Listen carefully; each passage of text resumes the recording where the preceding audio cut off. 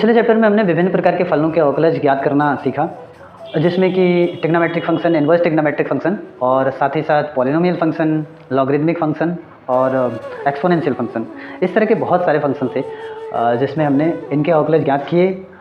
इस चैप्टर में हम उन अवकलजों के प्रयोग सीखेंगे या अनुप्रयोग करना सीखेंगे कि आखिर ये अवकलज अनुप्रयोग कहाँ किए जाते हैं, किस फील्ड में अनुप्रयोग किए जाते हैं। तो जानकारी के लिए मैं बता दूं, इसका अनुप्रयोग इंजीनियरिंग, विज्ञान, सामाजिक विज्ञान या अन्य और भी कई सारे क्षेत्रों में इसका अनुप्रयोग किया जाता है। इस चैप्टर में जो हम अवकलज के अनुप्रयोग सीखेंगे वो अवकलज के अनुप्रयोग इस प्रकार है, या वो अनुप्रयोग इस प्रकार है, जैसे कि पहला जो अनुप्रयोग होगा वो राशियों के परिवर्तन की दर। दूसरा, किसी बिंदु पर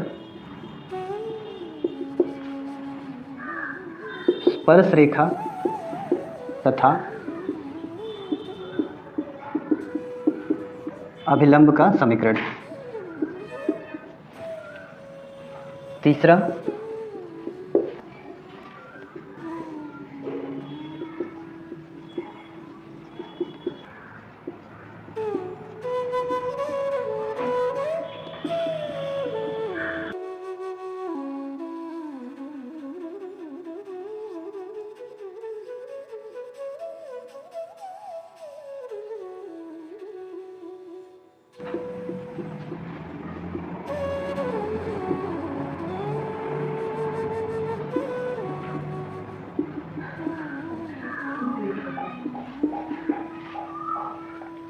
तो जो इस चैप्टर में हम अनुप्रयोग सीखेंगे अवकलज के, वो अनुप्रयोग कुछ इस प्रकार हैं। पहला तो राशियों के परिवर्तन की दर, ठीक है, जिसको हम ये कह सकते हैं इंग्लिश में अगर इसको हम कहें तो rate of change of quantities.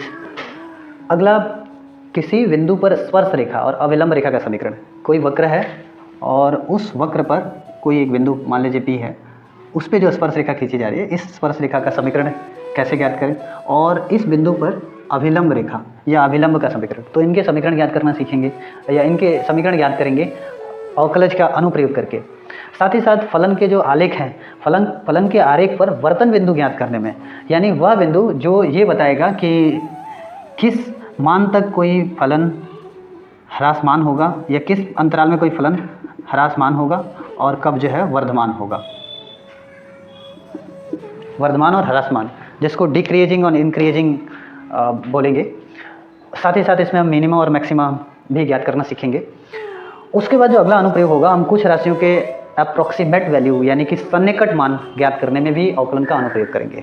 तो इस चैप्टर में जो हम कुछ खास अनुप्रयोग करेंगे वो इस तरह से हैं, जो कि अभी मैंने आपको इन टॉपिक में बताया। इस पूरे वीडियो श्रृंखला में, मतलब इस चैप्टर का जो वीडियो होगा, इस सारे वीडियो में, इस चैप्टर के जितने भी वीडियो होंगे उन सभी वीडियो में इन टॉपिकों पे हम चर्चा करेंगे, जैसा कि मैंने आपको बताया। और ऐसा करने के बाद हमें ये भली भांति ज्ञान हो जाएगा कि हम अवकलज का अनुप्रयोग कैसे करते हैं और किन किन टॉपिक्स पे या किन किन क्षेत्रों में कर सकते हैं। इनका हमें भली भांति एक बेसिक अंडरस्टैंडिंग हमारे पास हो जाएगा, जिसकी वजह से हम अगर किसी नए क्षेत्र में अवकलन का प्रयोग करें तो हमारे पास एक अच्छा खासा अनुभव हो, जिससे हम अवकलज के अनुप्रयोग को सार्थक कर सकें या अवकलज के अनुप्रयोग ठीक ढंग से कर सकें। तो इंटरमीडिएट में जो 4 अनुप्रयोग दिए गए हैं, हम उनको एक एक करके सीखते हैं। तो सबसे पहला जो अनुप्रयोग है राशियों के परिवर्तन की दर, हम पहले उस पर चर्चा कर लेते हैं, फिर बाकियों पे अगले कुछ वीडियो में बाकियों पे भी एक एक करके हम चर्चा करते जाएंगे। तो पहला जो अनुप्रयोग है राशियों के परिवर्तन की दर, हम अवकलज का अनुप्रयोग करके राशियों के परिवर्तन की दर ज्ञात कर सकते हैं, या फिर rate of change of quantities. इसको हम अगर इंग्लिश में कहें तो हम ये कह सकते हैं rate of change of quantities. आपको याद होगा, कोई फलन अगर y is equal to F of X है और यदि x में एक छोटा सा परिवर्तन होता है, जो इतना छोटा है जो 0 की तरफ टेंड्स कर रहा हो, 0 होता नहीं है लेकिन 0 की तरफ, मतलब बहुत छोटी क्वांटिटी है x के मुकाबले, तो ऐसा करने से इस फलन में y में भी एक चेंजिंग होगा।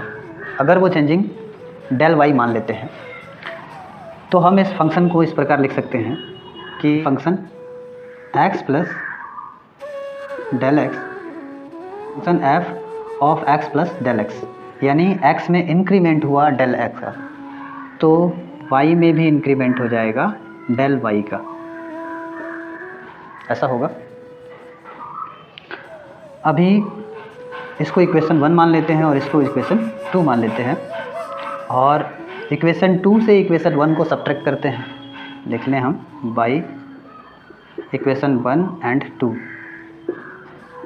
वी गेट, या हम ये भी लिख सकते हैं on subtracting equation first from equation second. तो 2 से 1 को सब्ट्रैक्ट करेंगे, y से y कैंसिल हो जाएगा क्योंकि पॉजिटिव है या नेगेटिव है। यहाँ बचता है लेफ्ट हैंड साइड में del y is equal to, यहाँ हम अगर सब्ट्रैक्ट करें तो फंक्शन लिखेंगे f of x plus del x minus f of x। अभी दोनों पक्षों में हम del x से डिवाइड करें,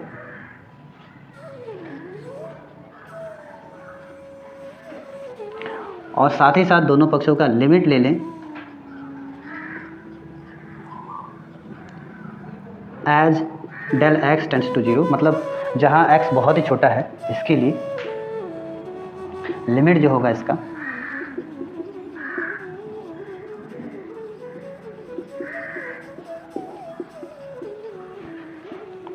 वो लिमिट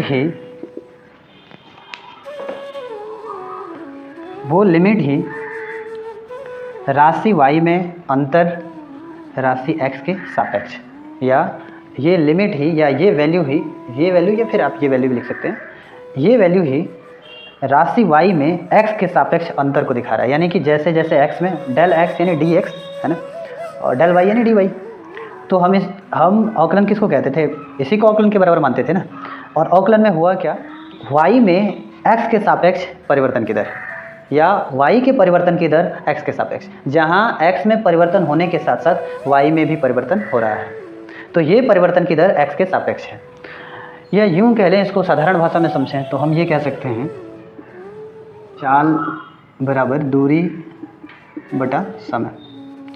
सामान्यतः हम ये कहेंगे कि चाल जो है दूरी और समय के अनुपात के बराबर होता है, लेकिन अगर डीपली अगर हम इसको सोचें तो यहाँ भी डेरिवेटिव आ जाता है। जैसे कि मान लीजिए कि कोई ऑब्जेक्ट A है, वो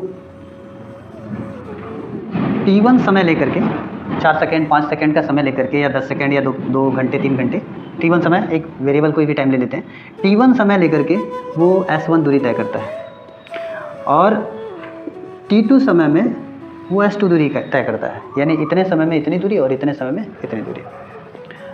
तो उसकी चाल कितनी है अगर ऐसा कहा जाए, तो हम क्या करेंगे, सामान्यतः इस दूरी से इस दूरी को घटाएंगे, यानी इन दूरियों का अंतर प्राप्त करेंगे और साथ ही साथ इन समयों का अंतर भी प्राप्त करेंगे।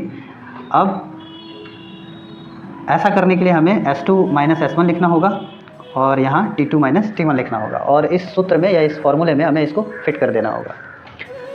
अब s2 माइनस s1 ये क्या है, ये दूरी परिवर्तन है, दूरी में परिवर्तन कि t1 समय में s1 दूरी तय किया और t2 समय में s2 दूरी तय किया। तो s2 माइनस s1 ये दूरी में परिवर्तन हो गया। वहीं समय में परिवर्तन, t2 में से t1 सब्ट्रैक्ट के समय से पहले का समय सब्ट्रैक्ट कर लिया, जिससे जो है समय परिवर्तन, जिसको समय अंतराल कहा जाता है। यानी कि इस समय अंतराल में, यानी इनके बीच में समय अंतराल, टाइम इंटरवल, तो ये भी एक तरह का परिवर्तन ही है। अब एक तीसरी राशि जो चाल है, वो इन दोनों के परिवर्तनों के रेशियो पर डिपेंड करता है। तो हम ये कह लेंगे कि जो चाल है वो दूरी में परिवर्तन समय के सापेक्ष या समय के सापेक्ष दूरी में परिवर्तन के बराबर होता है। इसको डेरिवेटिव फॉर्म में लिखा जा सकता है ds/dt, यानी जबकि t समय अंतराल में दूरी में कितना परिवर्तन हुआ है, इसको व्यक्त करने के लिए हम चाल नाम की राशि का उपयोग करते हैं। और यही तो डेरिवेटिव भी कहता है कि किन्हीं एक राशि में परिवर्तन होने की वजह से उस पर डिपेंड किसी दूसरे राशि में कितना परिवर्तन हुआ, इस तथ्य को व्यक्त करने को ही हम डेरिवेटिव कहते हैं। तो यहाँ लिख लेंगे, इसको कह सकते हैं ds/dt या फिर differential of s respect to t, अगर डिफरेंशियल की लैंग्वेज में कहें तो। हम ये कह सकते हैं कि कोई अगर मान लीजिए डिपेंडेबल वेरिएबल y है और इनडिपेंडेबल वेरिएबल x है, x में अगर परिवर्तन होता है तो y में भी परिवर्तन होगा, और यदि इस परिवर्तन को dx और dy से क्रमशः प्रदर्शित किया जाए तो इनका जो रेशियो होगा, या यूँ कह लें इनका जो अनुपात होगा, वही जो है डेरिवेटिव कहलाता है, या राशियों के परिवर्तन की दर कहलाता है। तो इस राशि के परिवर्तन की दर इस राशि के सापेक्ष, इसी को डेरिवेटिव कहते तो यही डेरिवेटिव। अब चूंकि हमने ये समझ लिया कि किसी एक राशि पर अगर कोई दूसरी राशि डिपेंड है, एक राशि पर कोई दूसरी राशि डिपेंड है, तो इस पहली राशि में अगर कुछ अंतर आता है तो इस दूसरी राशि में भी अंतर आएगा, और इनके अनुपात या फिर इस राशि के परिवर्तन की दर इस राशि के सापेक्ष, यही कहलाता है डेरिवेटिव इस राशि का। ठीक है, तो इस समझ के साथ हम कुछ क्वेश्चंस लेते हैं और उसको सॉल्व करने का प्रयास। क्वेश्चन है, वृत्त के क्षेत्रफल के परिवर्तन की दर इसकी त्रिज्या r के सापेक्ष ज्ञात कीजिए जब r का मान जो है 5 सेंटीमीटर हो। ये यूं कह लीजिए, find the rate of change of the area of a circle with respect to its radius r when r is equal to 5 centimetre. हमने जो एग्जाम्पल में समझाया भी था वही हम करके प्रश्न यहाँ कर रहे हैं। तो इसके लिए हमें सबसे पहले एक फलन की ज़रूरत होगी, क्योंकि डेरिवेटिव फाइंड आउट करेंगे एक फलन का ही। तो यहाँ जो फलन होगा, चूँकि हमें क्षेत्रफल के परिवर्तन की दर ज्ञात करनी है, यानी कि rate of the change of the area of a circle, और किसके रिस्पेक्ट में, r के रिस्पेक्ट में, रेडियस r के रिस्पेक्ट में। तो यानी हमें यहाँ दो राशियाँ हमने चुन ली, a और r, जिनके बीच हमें संबंध स्थापित करना है। तो हम ये जानते हैं, we know that area is equal to pi into R square, यानी area is equal to pi into square of radius, ऐसा होता है। तो ये एक संबंध हो गया। अभी हमें इसमें परिवर्तन की दर ज्ञात करनी है, तो लिखेंगे then the rate of change of the area respect to R, ऐसा कर देंगे। आप एरिया की जगह पे ए भी लिख सकते हैं। तो हमें r के सापेक्ष अवकलन करना है, इसका मतलब तो यहाँ लिखेंगे dA/dr, यानी कि a के परिवर्तन की दर r के सापेक्ष या r के सापेक्ष a में परिवर्तन। तो जब एक साइड हम d/dr लिया तो दूसरे पक्ष में d/dr लेंगे, तो यहाँ लिखेंगे d/dr, अवकलन यूज कर लेंगे यहाँ पाई r स्क्वायर। इसको हम पढ़ेंगे differential of pi r square with respect to r, यानी कि पाई r स्क्वायर का अवकलन r के सापेक्ष अवकलन करते हैं। अवकलन करेंगे तो ये कांस्टेंट, पाई कांस्टेंट है तो पाई तो पहले ही बाहर आ जाएगा। अब r स्क्वायर का अवकलन r के सापेक्ष करेंगे तो 2r होगा, क्योंकि घात को गुणा में, और वो तो पढ़ ही चुके हैं, इसमें कुछ कहने की बात ही नहीं है। पाई r स्क्वायर का अवकलन करेंगे तो 2πr होगा।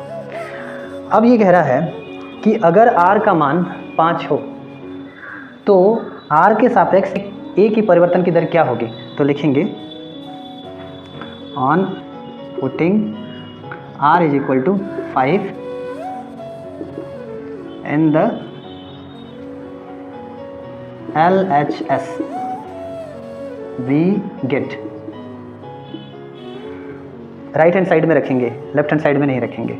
ठीक है, यहाँ लिखेंगे dA/dr is equal to 2π into 5, 5 two 10 pi हो जाएगा, 10 पाई परिवर्तन की दर हो जाएगी। अब इसका यूनिट भी शो करना पड़ेगा, तो एरिया का यूनिट यहाँ सेंटीमीटर स्क्वायर ले लेंगे। क्यों? क्योंकि r का जो यूनिट दिया हुआ है, यानी रेडियस का यूनिट सेंटीमीटर है, तो एरिया भी सेंटीमीटर में ही होगा, और r सेंटीमीटर में है ही, तो बाई dr का जो यूनिट है वो सेंटीमीटर, तो यहाँ लिखेंगे सेंटीमीटर। तो हम ये लिख सकते हैं कि अतः hence the rate of the change of the area is equal to 10 pi centimeter square per centimeter with respect to r। तो इस तरह से हमने ये जान लिया कि दिए गए त्रिज्या के मान पर किसी वृत्त के क्षेत्रफल में परिवर्तन की दर त्रिज्या के सापेक्ष क्या होगी। तो इस तरह से जो भी क्वेश्चंस होंगे इससे संबंधित, राशियों के परिवर्तन की दर या rate of change of quantity, इस पे बेसिस जो भी क्वेश्चन होंगे उसमें आपको हल करने की जो प्रक्रिया है, उसमें सबसे पहला जो काम आपको करना है वो दोनों ही राशियों के बीच का रिलेशन फाइंड आउट कर लेना है। अब ये रिलेशन हो सकता है किसी फॉर्मूले के तहत आ जाए, या फिर वहाँ जो दिया गया कंडीशन है उसके अनुसार आप रिलेशन स्थापित कर लेंगे दो राशियों के बीच। फिर दूसरा जो स्टेप है, हमें डेरिवेटिव फाइंड आउट करना है, डेरिवेटिव फाइंड आउट करना है, फाइंड आउट या फाइंड डेरिवेटिव। अब डेरिवेटिव किसके सापेक्ष किसका करना है वो क्वेश्चन पर निर्भर करेगा कि यहाँ चूँकि एरिया एरिया का डेरिवेटिव फाइंड आउट करना था रेडियस के सापेक्ष, तो हमने d/dr लिया। कहीं हो सकता है कि किसी क्वेश्चन में हो सकता है कि आयतन का अवकलन करना हो उसके पृष्ठ के सापेक्ष, ऐसा भी हो सकता है। क्वेश्चन पे वो डिपेंड करता है कि क्वेश्चन में हम किसके सापेक्ष डेरिवेटिव फाइंड आउट करें, किसका, तो डेरिवेटिव फाइंड आउट करना है। और तीसरा काम ये कि जिस भी राशि पर वो बेसिस है, यानी कि जो इनडिपेंडेबल जो वेरिएबल है, इनडिपेंडेबल वेरिएबल का वैल्यू पुट कर देना है राइट हैंड साइड में।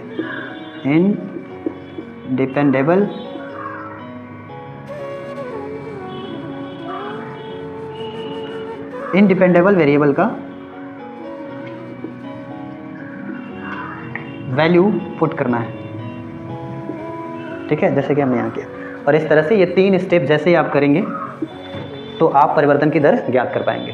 तो मुझे लगता है कि अभी इंट्रोडक्शन वीडियो में आपने जितना सीखा उसके आधार पे आप बहुत सारे क्वेश्चन सॉल्व भी कर लेंगे। अगले वीडियो में हम कुछ, जैसे कि पहले भी करते आए हैं, कुछ प्रकार के क्वेश्चन टाइप वाइज या तो कर देंगे, या जैसा चैप्टर में हम देखेंगे जैसा होगा उस तरह से हम अगले वीडियो में कुछ क्वेश्चन सॉल्व और करेंगे, और जिसमें अलग अलग तरह के क्वेश्चन सॉल्व करेंगे ताकि पूरा एक्सरसाइज एनसीईआरटी का आप सॉल्व कर पाएँ।